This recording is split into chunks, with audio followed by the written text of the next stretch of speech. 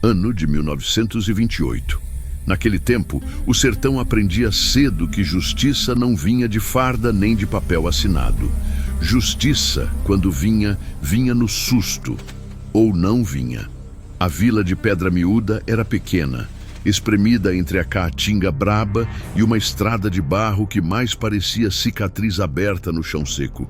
Casa de taipa, telha velha, silêncio pesado.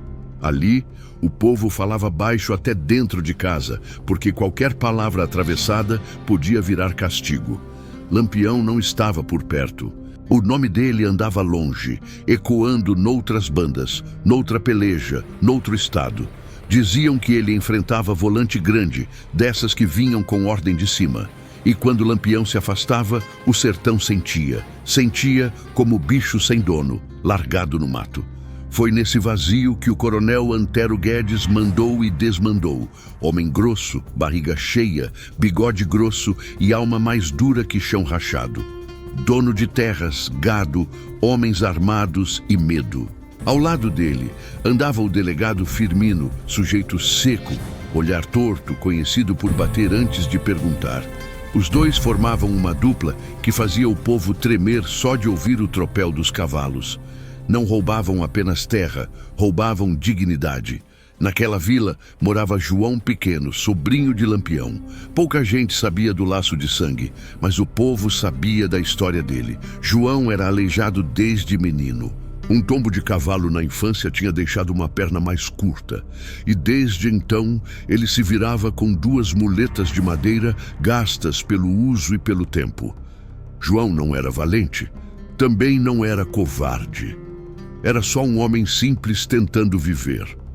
Morava numa casinha baixa, no canto da vila, com a mãe já cansada de tanto sofrer calada.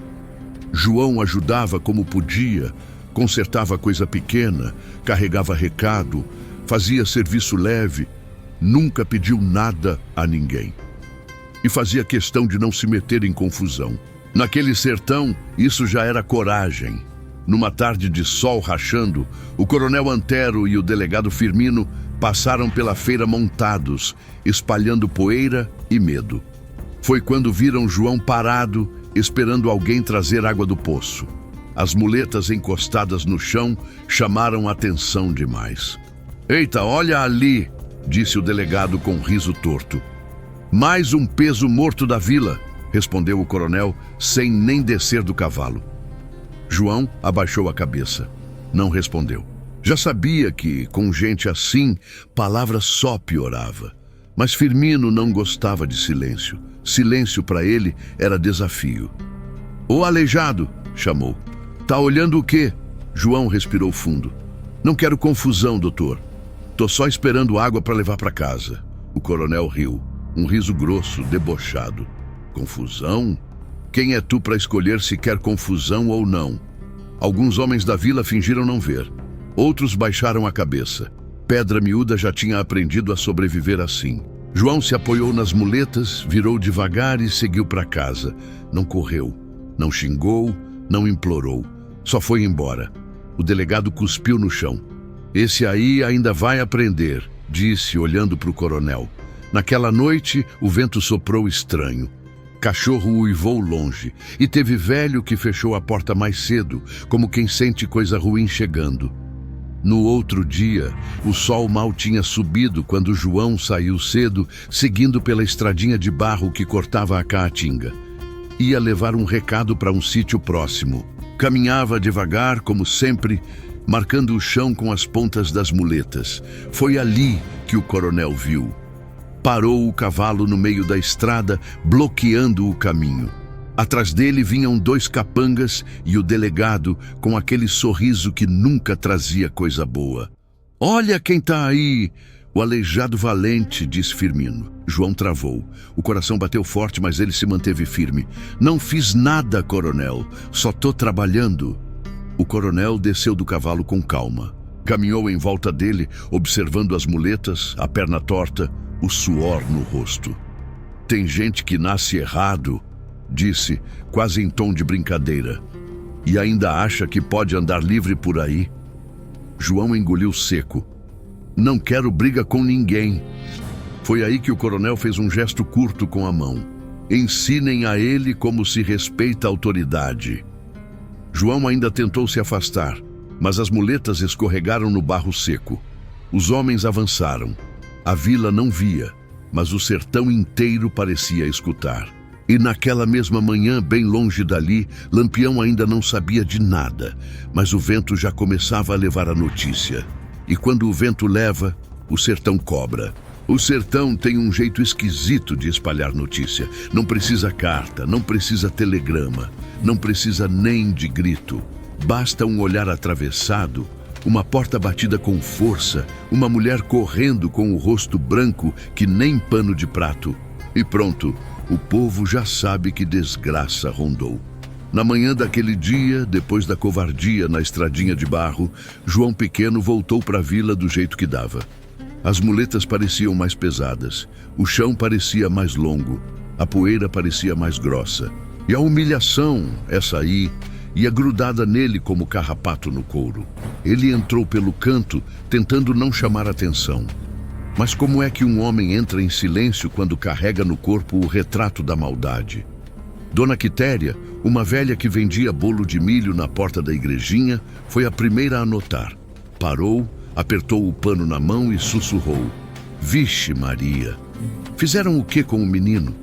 João não respondeu.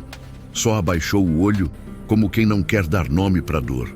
Mas a mãe dele, Dona Alzira, viu de longe e correu. A mulher chegou com um susto que parecia faca no peito.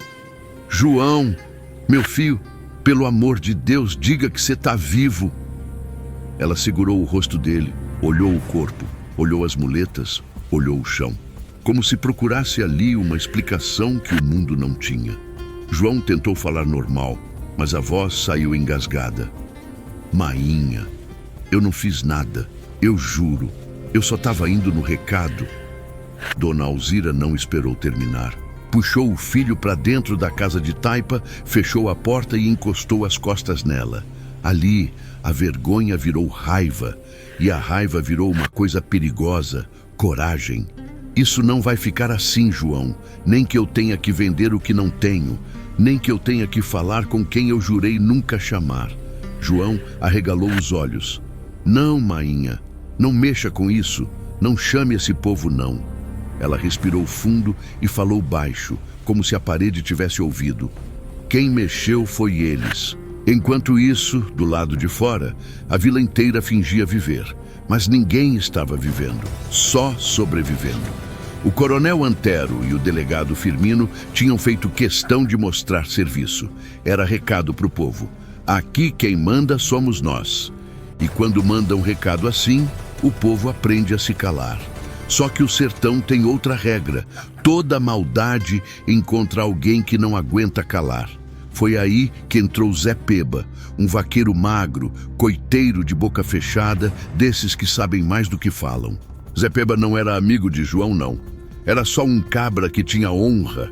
Ele viu Dona Alzira chorando na porta, viu João dentro da casa, viu o olho do povo cheio de medo e entendeu o tamanho da coisa. E também entendeu outra coisa: João não era só um aleijado de vila. João era sangue de Lampião. Pouca gente sabia, mas Zé Peba sabia. E o coronel, desconfiado, parecia que também queria confirmar. Na mesma tarde, o delegado Firmino botou 2 homens rondando a casa de João. Não era proteção, era vigia. Na porta da venda, o coronel Antero ainda teve coragem de rir alto para todo mundo ouvir. "Esse povo é mole, basta uma pisa e aprende. E aquele aleijado, amanhã vai pedir bênção para mim." O riso dele ecoou seco, mas ninguém riu junto. Até os capangas riram sem vontade, só para agradar. Nessa hora, Zé Peba já tinha decidido. Ia sair da vila pela noite e cortar caminho por dentro da caatinga, rumo ao coito onde Lampião às vezes parava quando passava pelas bandas. Só que Lampião estava longe, em outra peleja. Diziam que ele estava apertando o volante em Canto Bravo e que tinha gente morrendo sem nem ver de onde vinha a bala. Era a história que corria em boca de feira, aumentada como sempre. Mas o nome de Lampião, esse sim, era verdade. Zé Peba sabia que não dava para achar Lampião fácil, mas sabia que Lampião tinha rede, coiteiro, mensageiro, caminho escondido. No sertão, notícia corre de um mato para o outro como vento em espinho. E naquela noite, Zé Peba saiu. A lua era meia, escondida em nuvem rala. A caatinga parecia ter olho.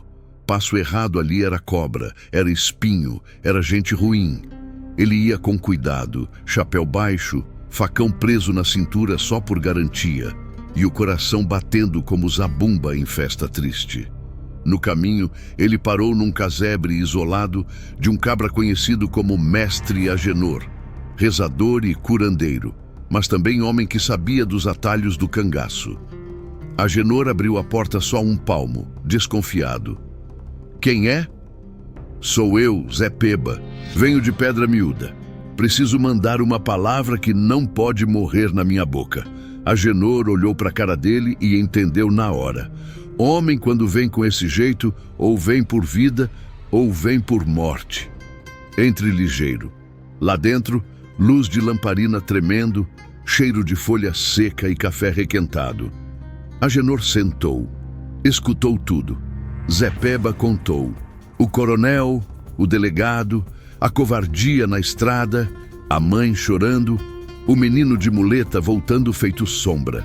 Quando ele terminou, Agenor ficou calado um tempo, como se medisse o tamanho da encrenca. E tu quer falar com o capitão? Zé Peba assentiu. Quero, porque se não falar, amanhã eles fazem pior. Hoje foi pisa, amanhã pode ser sumiço. E o povo daqui não tem defesa. Agenor suspirou. Defesa tem, só não tá por perto. Ele levantou, mexeu num caixote e puxou um pedaço de pano vermelho velho enrolado num cordão. Não era bandeira, era sinal, coisa de coiteiro, de recado. Vou mandar essa palavra por mão certa. Mas escute aqui, Zé Peba. Quando o Lampião sabe de uma covardia dessas, ele não vem como homem, ele vem como tempestade. Zé Peba engoliu seco. É isso que eu tô querendo, mestre, porque o sertão aqui tá sem dono. E quando o sertão fica sem dono, o diabo passeia. Agenor fez o sinal da cruz, não por medo de Deus, mas por medo de gente.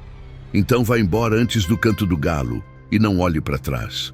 Zé Peba saiu de novo, voltando pelo mesmo mato com cuidado dobrado.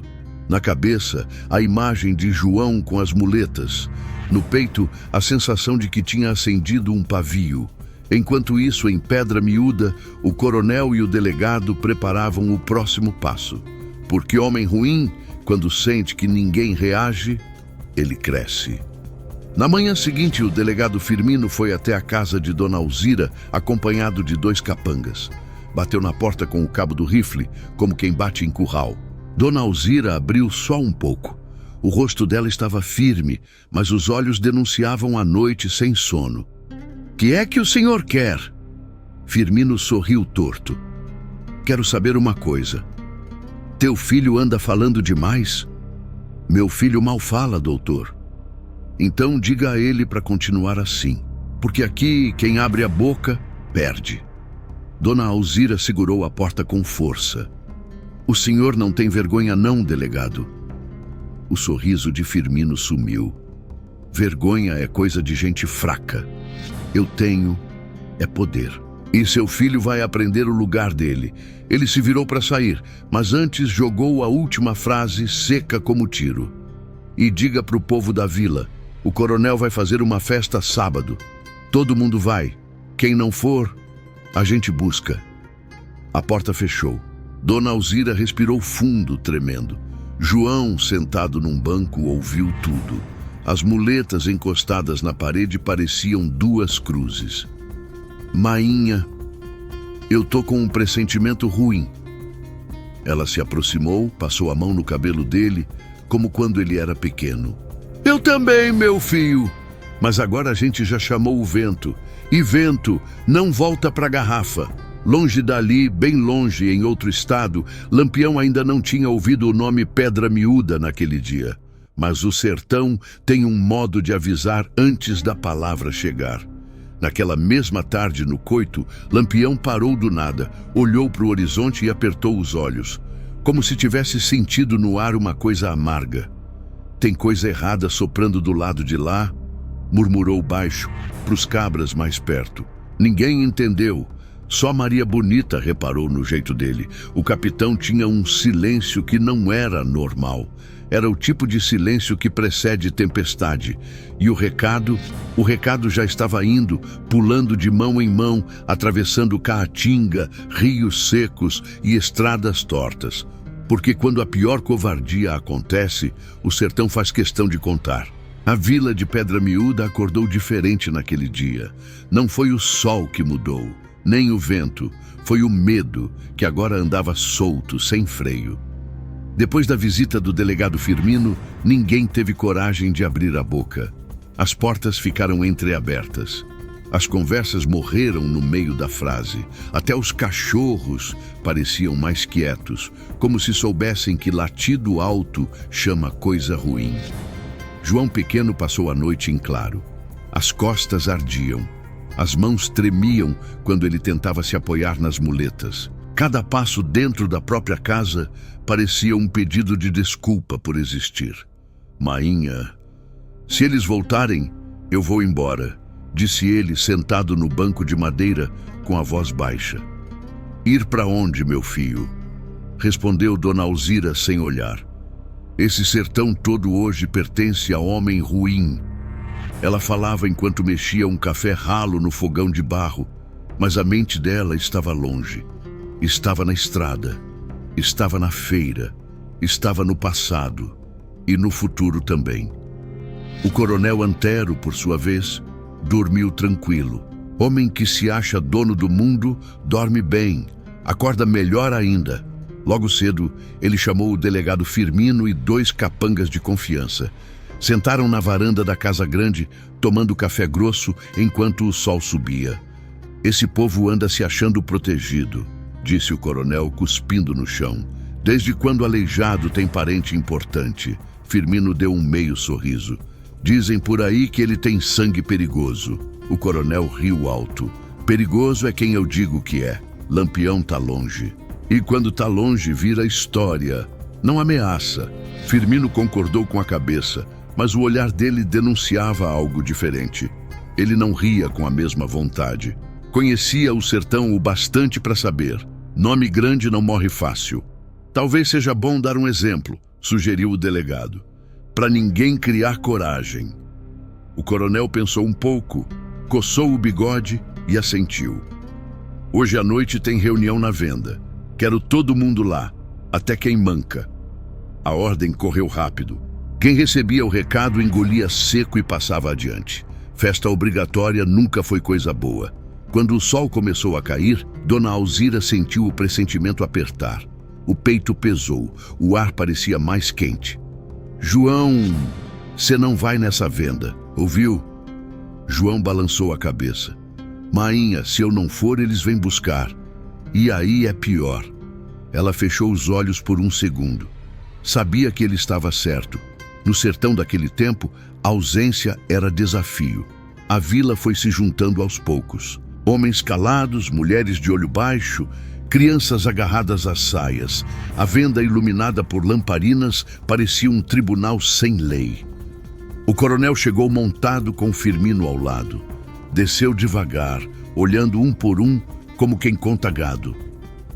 Boa noite, minha gente, disse alto. Chamei vocês aqui para esclarecer umas coisas. O povo não respondeu.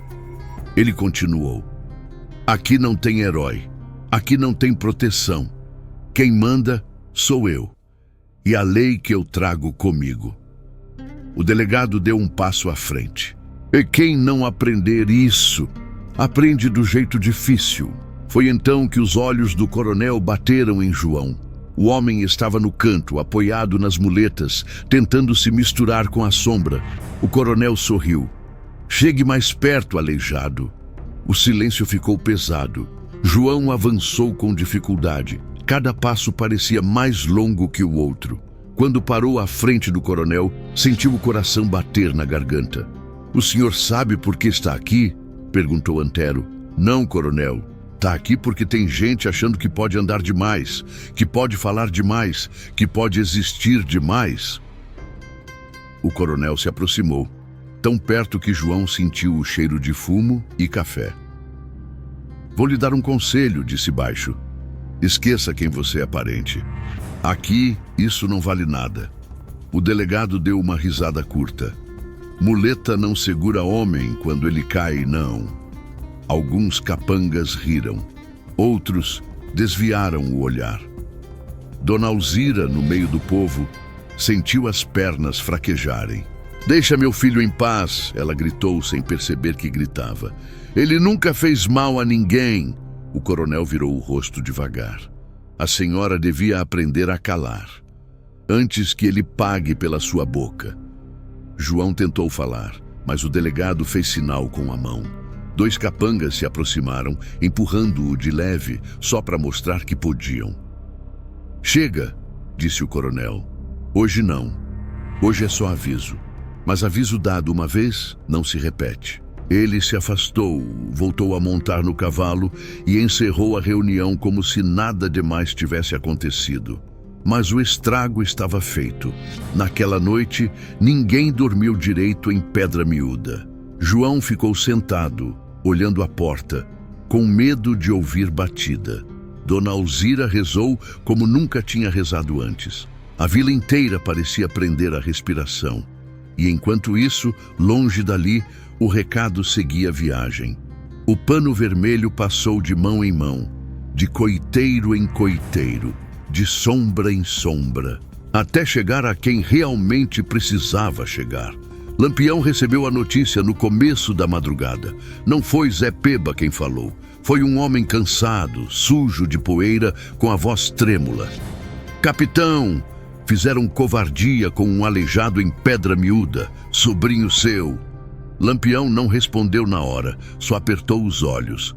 Continue. Quando a história terminou, o silêncio caiu pesado no coito. Nem os cangaceiros se mexeram. Maria Bonita se aproximou, colocou a mão no braço dele. Lampião levantou devagar. O rosto não mostrava fúria, mostrava coisa pior. Decisão. Avise ao bando, disse baixo. A gente muda o rumo, agora. O mensageiro engoliu seco. Capitão, dizem que o coronel e o delegado estão se sentindo donos do mundo. Lampião ajeitou o chapéu de couro. Pois vão aprender que o sertão tem dono sim, e não gosta de covardia. Ele olhou para o horizonte escuro, como se já enxergasse Pedra Miúda. Quando o homem mexe com quem não pode se defender, ele chama a própria sentença. E naquela mesma noite, o bando começou a se mover. O sertão ainda não sabia, mas a conta já estava sendo escrita. Na vila de Pedra Miúda, o dia amanheceu com cara de mentira. Sol bonito demais para um lugar que estava apodrecendo por dentro. Depois da reunião na venda, o povo passou a andar como sombra. Ninguém parava para conversar. Ninguém reclamava de nada. Até o sino da igrejinha tocou mais baixo, como se tivesse medo de acordar coisa errada. O coronel Antero interpretou aquilo do jeito que homem ruim sempre interpreta. Achou que tinha vencido. Tá vendo? Disse ele ao delegado Firmino, enquanto cavalgavam pela estrada principal. O povo aprende rápido quando sente dor. Firmino não respondeu na hora. Observava as casas fechadas, as janelas escondidas, as crianças puxadas para dentro quando eles passavam. Eles estão calados demais, comentou por fim. Silêncio assim costuma esconder coisa. O coronel deu de ombros. Silêncio é respeito, e respeito se ensina. Foi nesse mesmo dia que João Pequeno começou a perceber que o cerco estava fechando de vez. 2 capangas passaram a rondar a casa desde cedo. Não entravam, não falavam nada. Só ficavam ali, sentados na sombra, afiando faca, limpando espingarda, como quem diz sem dizer, a gente tá vendo. João tentou sair para buscar água no poço, mas um deles levantou só o queixo em sinal de aviso. João entendeu. Voltou. Dentro da casa, Dona Alzira sentiu o desespero apertar. Meu Deus do céu! Eles estão querendo nos prender aqui feito bicho, murmurou. João se sentou devagar. Mainha, se isso for para piorar, deixa eu ir embora. Eu sigo a estrada, me escondo em algum canto. Ela bateu a mão na mesa. Não! A voz saiu mais firme do que ela mesma esperava. Tu não vai fugir feito culpado. Errados são eles. Mas no fundo do peito ela sabia. Homem ruim não precisa de motivo para ir longe demais. Na Casa Grande, o coronel preparava a tal festa que tinha anunciado. Não era festa de alegria, era festa de poder. Mandou matar bode, abrir garrafa, chamar gente importante das redondezas. Queria mostrar que ali ninguém enfrentava ele. Nem lei, nem cangaceiro, nem medo. Quero música alta, disse ele, para esse povo lembrar quem manda. O delegado Firmino concordou, mas algo incomodava. Coronel, e se Lampião resolver aparecer? O coronel parou, encarou o delegado com desprezo. Lampião? Cuspiu no chão. Esse homem vive correndo. Hoje tá longe. Amanhã tá morto. Quem manda aqui sou eu. Firmino engoliu seco. Conhecia bem demais esse tipo de frase. Sempre vinha antes da queda. Enquanto isso, longe dali, o bando de Lampião avançava sem alarde. Não vinham cantando vitória. Vinham em silêncio, cavalo com pano na boca, fogo apagado cedo, rastro apagado com galho. Era sinal de coisa séria. Lampião não falava muito, só perguntava o necessário. E o coronel mora onde? Quantos homens tem? O delegado dorme lá ou na vila? Cada resposta era guardada como munição. Maria Bonita percebeu que aquela história tinha tocado fundo. É da família, né? Perguntou baixo. Lampião assentiu. É, mas mais que isso... Ele fez uma pausa. É covardia. E covardia eu não negocio. De volta à vila, a tal festa começou ao cair da noite. Luz de lamparina, sanfona chorando alto, riso forçado. O povo compareceu porque foi obrigado. Ninguém dançava de verdade, só se mexia. O coronel bebia e ria, certo de que tinha esmagado qualquer ameaça. Foi então que um capanga chegou apressado, cochichando algo no ouvido do delegado Firmino. O rosto do delegado mudou de cor. Que foi? Perguntou o coronel. Firmino hesitou um segundo. Tem gente estranha passando pelas veredas, cabras armados, dizem que não são da volante. O coronel soltou uma gargalhada alta. História para botar medo. Lampião não vem assim, não. Se viesse, o sertão já tinha avisado. Mas o sertão já tinha avisado. Só que não grita, sussurra. Na casa de Dona Alzira, João sentiu um arrepio sem explicação. Olhou para a porta, depois para as muletas, depois para o céu escuro. Mainha, eu sinto que essa noite não termina bem. Ela segurou a mão dele. Seja o que Deus quiser, porque homem não está querendo nada bom. Naquela mesma noite, bem longe da festa, Lampião parou o cavalo num alto de serra. Dali dava para ver luzes espalhadas na distância. É ali, disse um coiteiro. Lampião observou em silêncio. O som distante da sanfona chegava fraco, distorcido pelo vento. Eles estão festejando? Murmurou. Quando o homem festeja em cima da dor alheia, a queda é feia. Ele virou para os cabras. Ninguém atira ainda, ninguém se mostra. Hoje não é para sangue, hoje é para medo. Os homens assentiram. Lampião ajeitou o chapéu, olhou mais uma vez para a direção da vila e falou a frase que selou tudo. Essa gente acha que venceu, mas ainda nem começou a pagar. E o sertão, mais uma vez, prendeu a respiração. A festa na Casa Grande seguia barulhenta demais para um sertão acostumado a ouvir só vento e bicho. Sanfona gemendo, copo batendo, riso alto que não combinava com nada dali. O coronel Antero bebia como quem comemora a vitória antes da guerra acabar.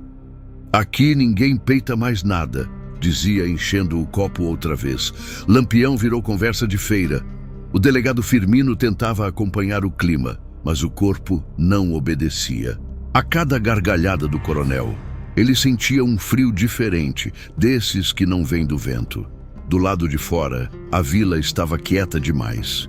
Quietude que não era paz, era espera. Foi quando o primeiro sinal apareceu.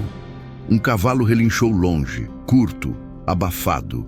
Depois outro. Não era som de bicho solto, era aviso. Um capanga saiu da festa para mijar atrás do curral e voltou pálido, ajeitando o chapéu com a mão trêmula. Coronel, tem coisa errada nas veredas. Vi sombra passando onde não devia. O coronel riu. Sombra todo mato tem, cabra frouxo. Volte lá e beba mais que isso passa. Mas não passou. Pouco depois, um tiro seco ecoou longe, não perto o bastante para pânico, nem longe o bastante para ignorar. A sanfona parou. O riso morreu no meio da boca. Firmino se levantou de uma vez. Isso não foi caça. O coronel ainda tentou manter a pose. É alguém querendo assustar, só isso. Mas o sertão não costuma gastar bala à toa. Na vila, Dona Alzira ouviu o som e sentiu as pernas falharem. João apertou as muletas com força. Mainha, eles chegaram. Ela não perguntou quem, sabia. Do alto da serra, Lampião observava tudo em silêncio. Não tinha pressa. Homem que sabe o peso do próprio nome não corre. Ele fez um gesto curto com a mão.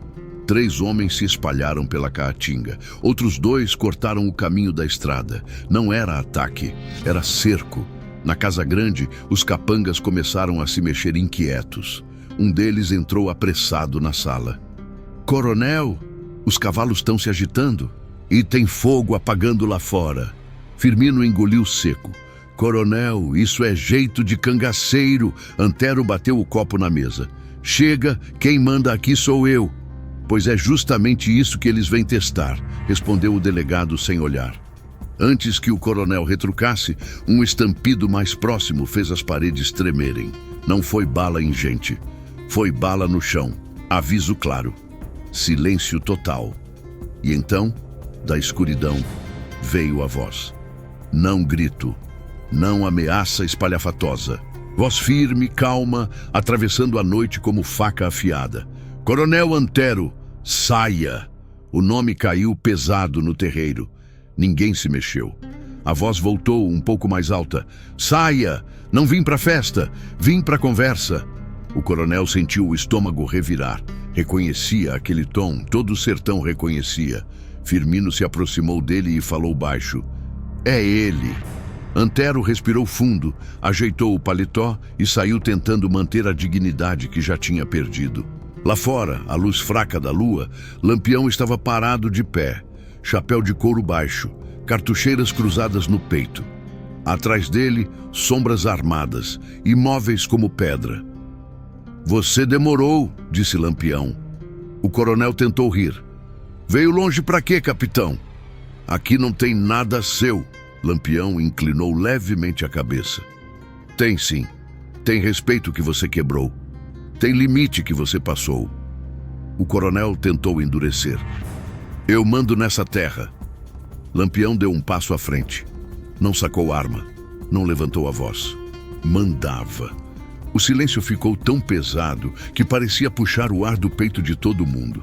Firmino saiu atrás do coronel, mãos suadas. Capitão, isso aqui foi mal entendido. Lampião virou o rosto devagar. Delegado, quem bate primeiro não se esconde atrás de palavra depois. Ele fez um sinal com a mão. 2 cangaceiros avançaram e tomaram as armas dos capangas sem luta. Ninguém reagiu. Medo também paralisa. Lampião voltou a olhar para o coronel. Eu vim buscar explicação. Amanhã o sertão vai ouvir sentença. O coronel sentiu o chão fugir dos pés. Sentença? Você não manda em lei nenhuma. Lampião respondeu seco. Lei que protege covardia não presta. E eu não discuto com ela. Ele se virou, já se afastando. Durma bem essa noite, coronel. É a última em que você acha que venceu. E sumiu na escuridão, levando o medo junto e deixando o outro no lugar. Na vila, o povo começou a sair de casa devagar. Olhar desconfiado, coração acelerado. Pela primeira vez em muito tempo, o silêncio não era só medo, era esperança. João sentou no banco, respirando fundo. Mainha, ele veio. Dona Alzira fechou os olhos e fez o sinal da cruz. Agora, seja o que Deus quiser, porque justiça de homem já chegou. Na Casa Grande, o coronel ficou parado, sem saber o que fazer. O delegado sentou numa cadeira, derrotado. A noite seguiu, mas ninguém mais dormiu. Porque quando o Lampião aparece assim, sem bala, sem correria, é porque a conta vem pensada. E o sertão inteiro sabia, o julgamento estava marcado. E antes de encerrar essa história, a gente quer deixar aqui nosso muito obrigado de coração a cada pessoa que acompanha esse canal. Obrigado a você que assiste até o final. Obrigado a você que deixa seu comentário. Obrigado a você que deixa o like, que compartilha, que chama o amigo, o primo, a família para assistir junto. Esse ano de 2026 começou agora há poucas horas. E a nossa esperança é que seja um ano de vitória, crescimento e muita história bem contada para todos nós. A gente sabe que fazer esse conteúdo dá trabalho. Tem edição, tem pesquisa, tem cuidado com cada detalhe. Mas tudo isso é feito com orgulho, porque nosso objetivo é levar adiante as histórias do cangaço, do povo nordestino, da nossa terra sofrida, forte e resistente. O Nordeste foi um dos principais cenários onde essas histórias aconteceram, onde Lampião passou com seu grupo de cangaceiros, onde também estavam os volantes, os coronéis e um povo simples que viveu entre o medo e a coragem. Se você puder, compartilhe esse vídeo com alguém que gosta dessas histórias. Ajude esse canal a crescer em 2026, porque ele só cresce com vocês. Tamo junto. Que esse novo ano seja de paz, saúde e muita força para todos nós. E que esse canal cresça cada dia mais. Com o apoio de cada um de vocês. Obrigado por fazer parte dessa caminhada.